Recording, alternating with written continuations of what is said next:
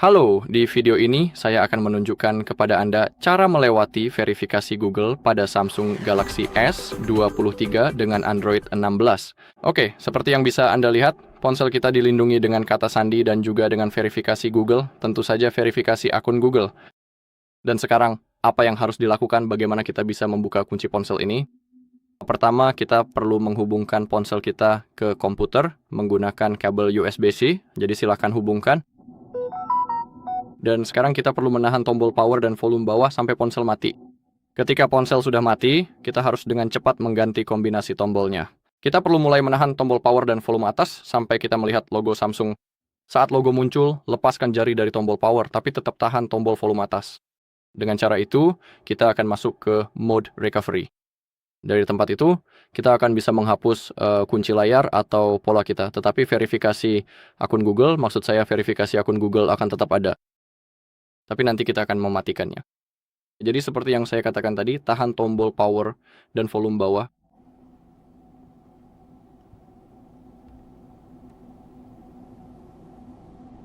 Oke, saat layar mati, mulai tahan tombol power dan volume atas.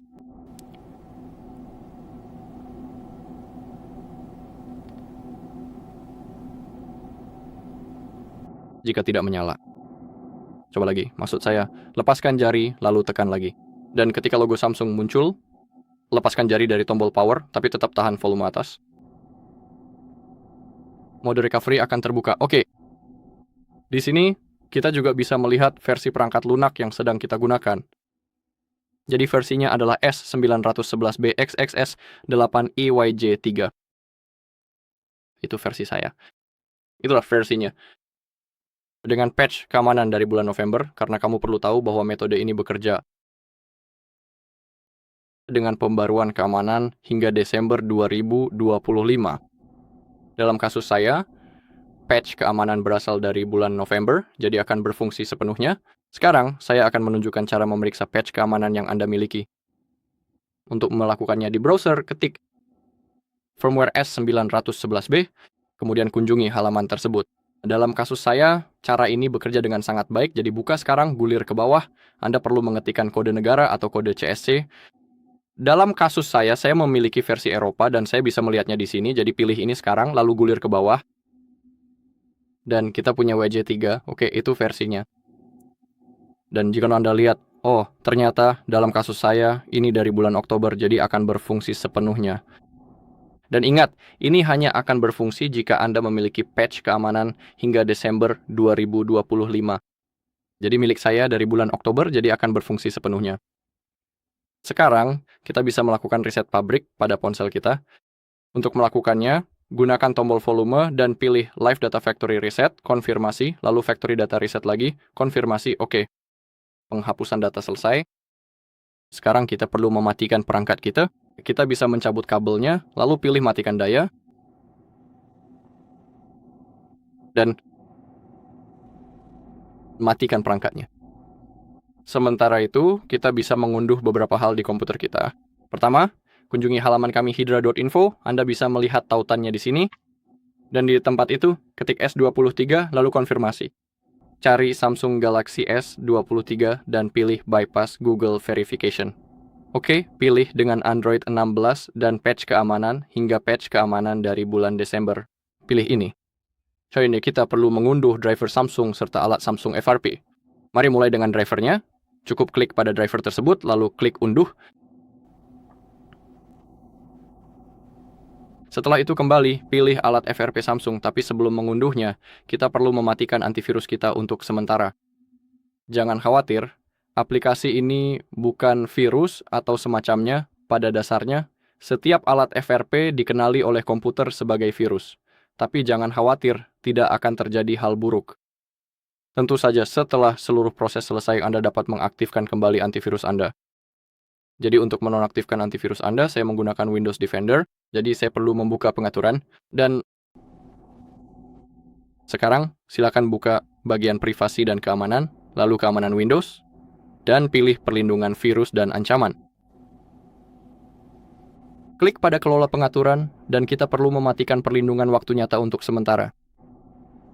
Oke, sekarang kita bisa menutupnya dan kita bisa mengunduh alatnya. Oke, selanjutnya silakan buka folder unduhan Anda,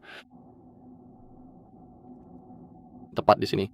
Dan kita perlu mengekstrak driver USB Samsung kita dan juga alat FRP-nya. Jadi klik kanan pada Samsung USB driver, klik kanan kita bisa menggunakan WinRAR, pilih Extract to.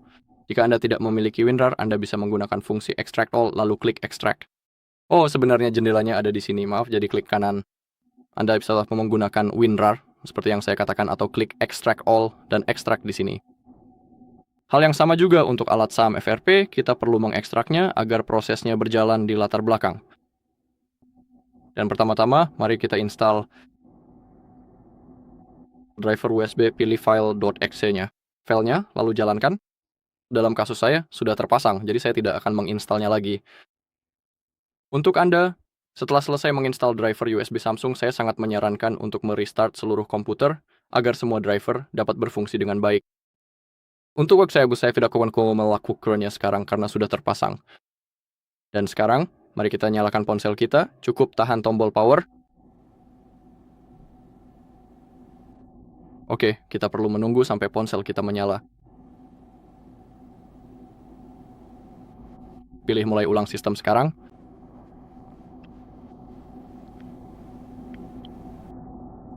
Sebenarnya kita bisa menutup itu. Kita perlu menunggu sampai ponsel kita menyala. Kunci layar kami telah dihapus, tetapi verifikasi Google tetap ada.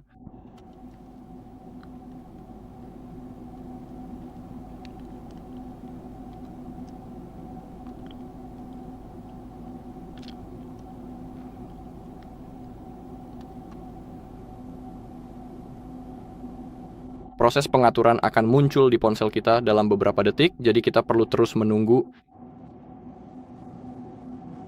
Oke, ini dia. Jadi, langkah pertamanya adalah klik tombol mulai. Silakan pilih bahasa yang Anda gunakan, lalu klik berikutnya. Klik berikutnya lagi, pilih opsi bahwa Anda setuju dengan ketentuannya. Klik berikutnya sekali lagi, dan terakhir klik pada menu pengaturan. Secara manual, klik OK. Langkah selanjutnya adalah kita perlu terhubung ke jaringan. Tahap ini sangat penting. Jadi silakan pilih salah satu jaringan yang muncul di daftar, lalu masukkan kata sandi yang sesuai. Klik hubungkan.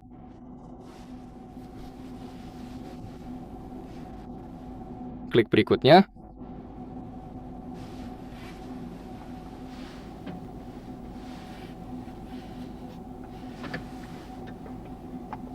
Oke, kita perlu menunggu sebentar, kita hanya perlu bersabar. Klik pada pengaturan nanti di pengaturan untuk mempersiapkan ponsel. Sementara itu, kita dapat meluncurkan alat FRP kita. Jadi mari kita buka foldernya, unduhan. Folder dengan alat FRP. Bukalah. Pilih berkas ini. Klik 2 kali. Pilih info selengkapnya. Lalu klik jalankan saja. Oke, kita punya alat kita. Mari kita tunggu hingga proses pemuatan ini selesai.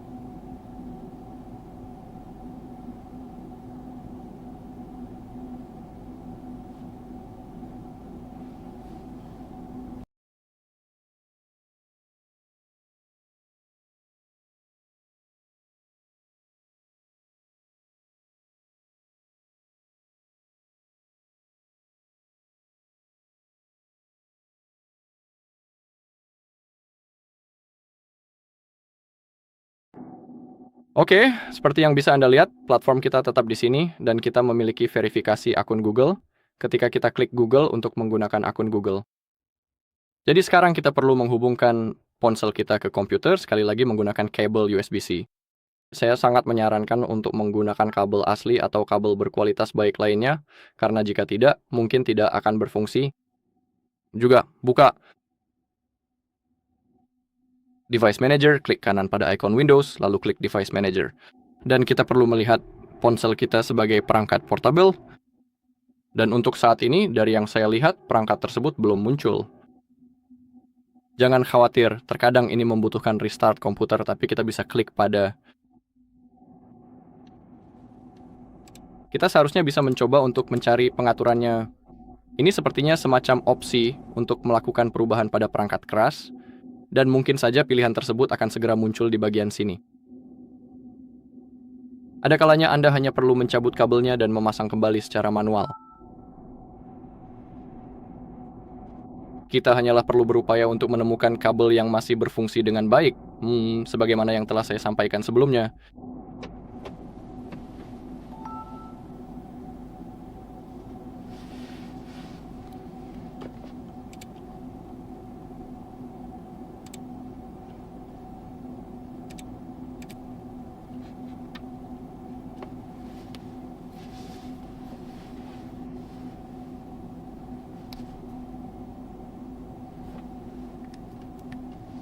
Saya yakin kabelnya berfungsi karena saya sudah pernah mencobanya sebelumnya.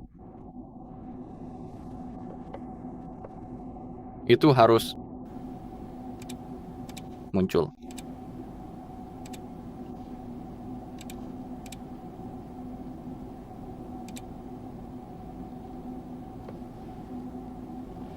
Oke, saya sudah memulai ulang ponsel saya dan sekarang di Device Manager di PC kita dapat melihat perangkat portabel. Kami memiliki Galaxy S23, sama halnya dengan modemnya. Jadi, dan sekarang akan berfungsi dengan benar. Jadi, sederhana saja. Jika ponsel Anda tidak dikenali oleh komputer, cukup mulai ulang ponsel tersebut, jadi tahan tombol daya, lalu pilih restart, dan seharusnya akan mulai berfungsi. Sekarang kita bisa membuka FRP Tool, jadi kembali ke folder Downloads, buka FRP Tool-nya. Oke. Sekarang ponsel Anda harus tetap terhubung selama seluruh proses berlangsung. Jadi sekarang pilih Unlock FRP. Klik lanjutkan. Perangkat terhubung. Menganalisis patch keamanan. Dan sekarang kita hanya perlu terus menunggu sampai seluruh proses selesai.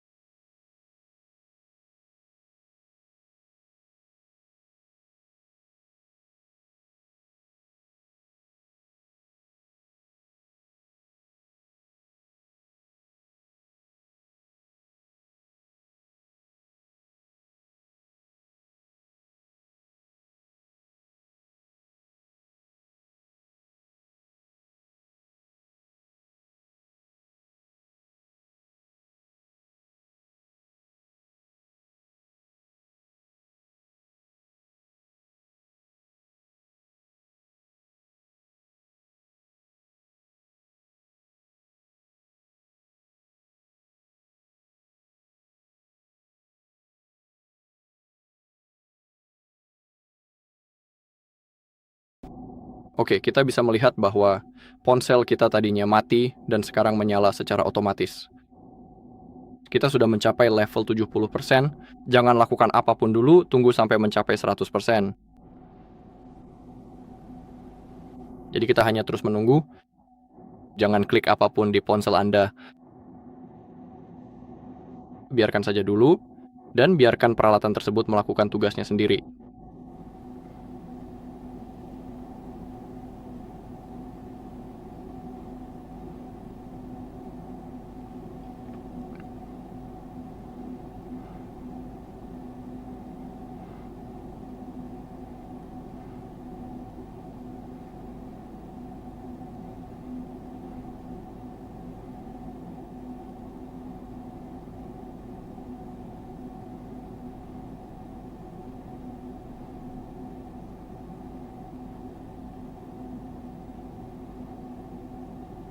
Oke, 100.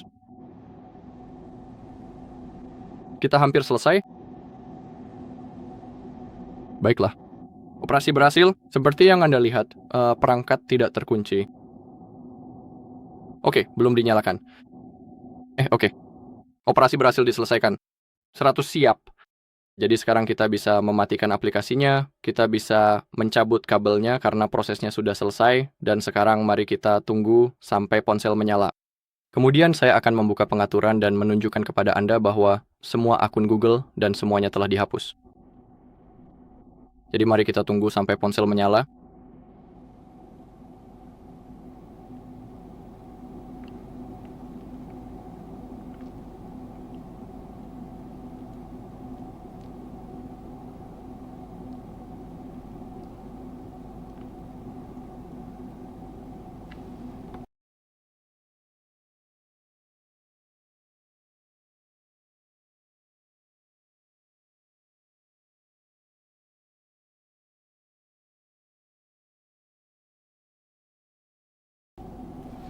Oke, ponsel sudah menyala dan sekarang kita harus cepat melalui proses pengaturan. Kali ini kita tidak perlu terhubung ke Wi-Fi atau apapun. Pilih bahasanya, klik berikutnya, pilih setuju, klik berikutnya, lalu klik atur secara manual. Kita bisa lewati Wi-Fi untuk sekarang, klik berikutnya, pilih lewati lagi, klik lebih banyak lagi, lalu tekan terima, klik lebih banyak, setuju, dan klik berikutnya.